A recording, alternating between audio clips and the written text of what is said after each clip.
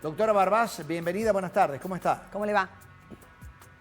¿Qué tal? ¿Cómo les va? Muy buenas tardes para todos. Bueno, doctora, ¿nos puede poner en claro, en primer término, qué se ha podido observar desde la óptica sanitaria que ustedes tienen en función de los contagios y cómo se ha definido este nuevo protocolo de aislamiento para personas que son contactos estrechos de personas contagiadas? Sí, exactamente. En función de la escalada logarítmica en el número de casos, sumado a la nueva evidencia científica actual, que hasta determinados organismos internacionales cambiaron el protocolo de aislamiento, tanto de contactos estrechos como de casos positivos, es que con todo el comité de expertos, más el grupo de epidemiólogos desde el Ministerio de Salud, se hace una actualización del protocolo de aislamiento, tanto para contactos estrechos asintomáticos como los casos positivos, dependiendo de si tiene esquema completo de vacunación y qué sintomatología presenta.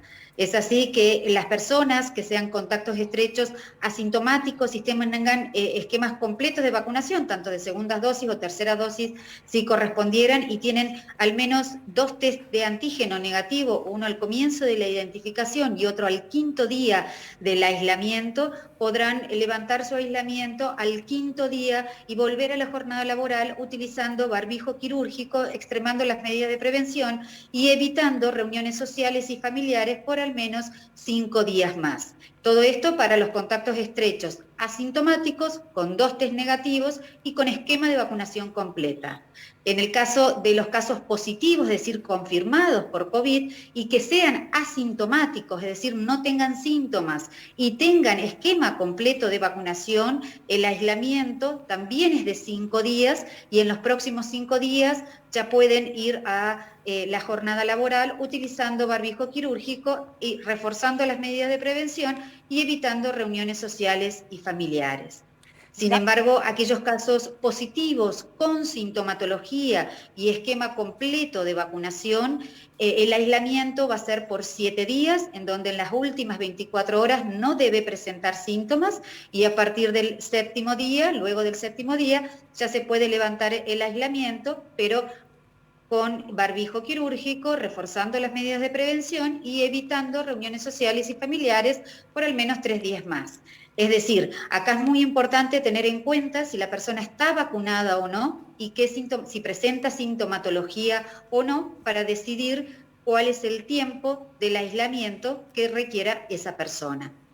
Gabriela, ¿a partir de cuándo comienza a regir este nuevo protocolo, estas nuevas disposiciones y cómo se interpreta esta resolución cuando en la jornada de hoy tuvimos más de 8.000 casos positivos de COVID-19? ¿Es una respuesta tal vez a las presiones del ámbito productivo y también del ámbito de la salud? Porque hay numerosas bajas, ya sean por casos positivos de COVID y el aislamiento, ¿no?, que involucra a este sector.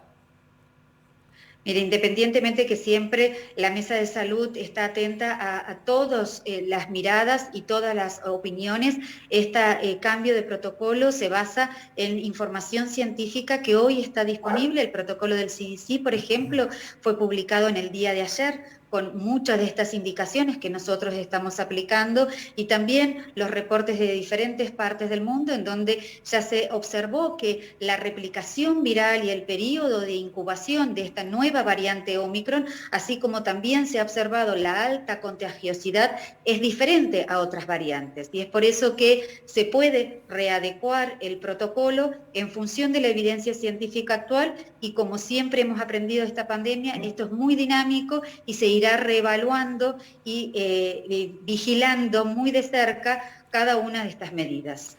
Doctora Barbás, una de las cosas que han marcado varios médicos y lo hemos podido ver en los informes que ustedes están elaborando de manera cotidiana es que esta variante Omicron no parece tener síntomas graves debido a que ya hemos observado todos que no se observan casos en donde haya un ataque al sistema respiratorio, esto es, directamente los pulmones. Pero sí lo que hemos podido observar es que se están contabilizando más casos de internaciones. Esas personas internadas por variante Omicron, ¿son personas que no están vacunadas? ¿Sí están vacunadas? ¿Qué es lo que están observando ustedes? Sí, exactamente. Si bien todavía a nivel mundial, ¿no es cierto?, no se puede aseverar cuál va a ser el impacto en la gravedad y la mortalidad, y uno esperaría por el impacto de la vacunación, ¿no es cierto?, que estos números cambien drásticamente a lo que fue la primera o la segunda ola. Sin embargo, por el número de casos, ustedes fíjense que de a poco también se fue subiendo el porcentaje de personas internadas. La gran mayoría de las personas internadas o no están vacunadas o están vacunadas con esquemas incompletos. Por eso es tan importante la vacunación, y es lo que venimos diciendo del momento cero. Yo, a pesar de que esté vacunada, me puedo infectar, pero lo más probable es que no desarrolle un caso grave o fatal. Entonces, por eso es tan importante en este momento poder mitigar la expansión del número de casos, y por eso se tomaron las medidas que se tomaron, de suspensión de algunas actividades multiplicadoras del virus, y también el pase sanitario, para tratar de mitigar la cantidad de casos que, desde una lógica, ¿no es cierto?, cuanto más casos tengamos, mayores chances para aquellas personas que no están vacunadas fundamentalmente o con vacunación incompleta puedan desarrollar un cuadro grave o fatal.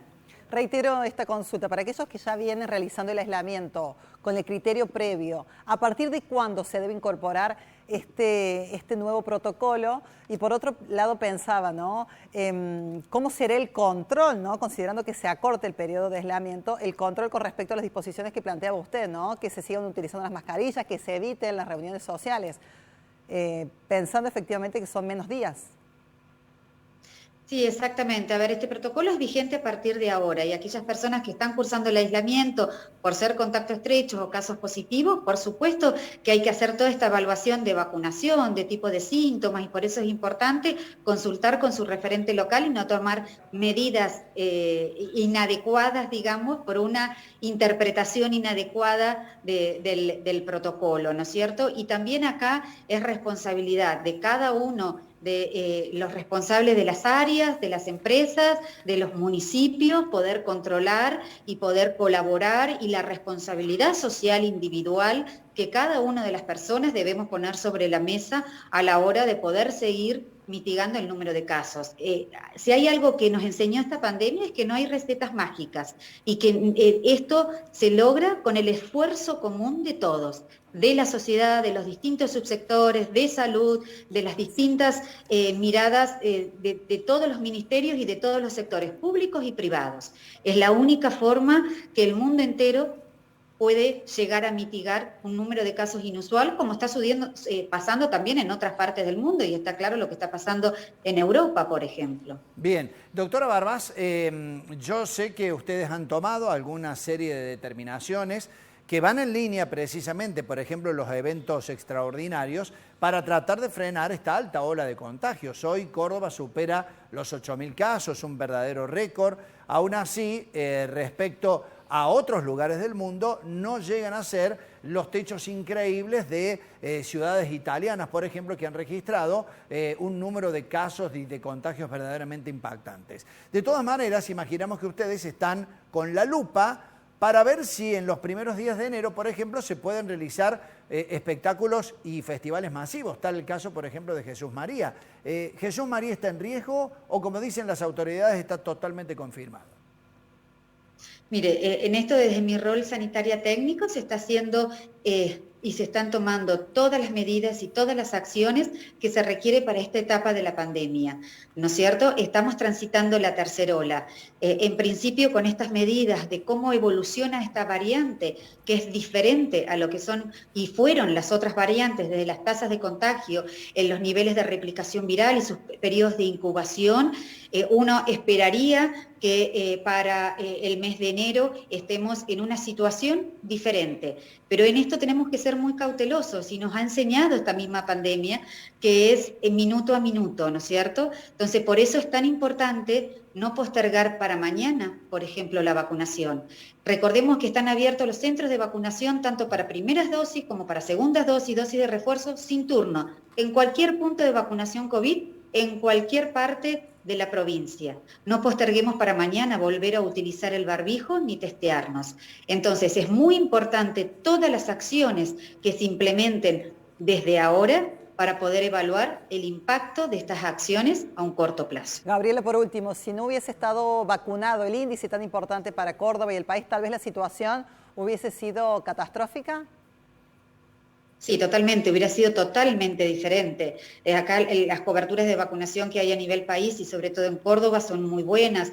Tenemos una cobertura completa de vacunación, mayores de 3 años, más del 85%, y si vamos a más de 18 años, más del 91%. Pero tal cual como venimos hablando, lamentablemente estas variantes altamente transmisibles requieren estándares máximos de coberturas de vacunación. Por eso tenemos que superar el 95%, el 100%, y por eso es tan importante volver a recordar que la vacuna es muy importante para disminuir la gravedad y la letalidad, y conjunto con las otras medidas, como es el barbijo, el distanciamiento, la ventilación, en los que nos permite mitigar o evitar un alto número de contagios. Doctora Gabriela Barbás, muchas gracias, ha sido muy amable. Buenas Gracias. tardes.